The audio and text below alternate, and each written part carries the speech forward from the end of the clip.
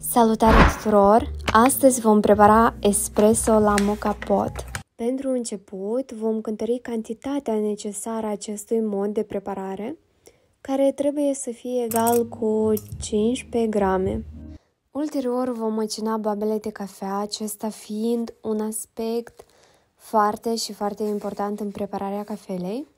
Pentru moka pot trebuie să fie un grad de măcinare mediu spre fin. Vom utiliza acest moka pot de la Bialetti. Adăugăm apă fierbinte în recipientul de jos a moka potului. Adăugăm cele 15 grame de cafea măcinată mediu spre fin. Nivelăm frumos frunșel cafeaua și înfiletăm moka potul. Să fiți foarte atenți, faptul că am turnat apă fierbinte în recipientul de jos și moka potul este fierbinte.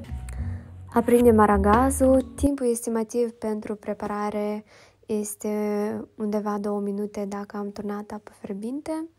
Deja vedem cum curge cafeaua, deci se face poftă. Ce aroma! Spre final turnăm cafeaua în cănuțele cu personalitate. Încearcă și tu Divine de la Togo Premium Coffee.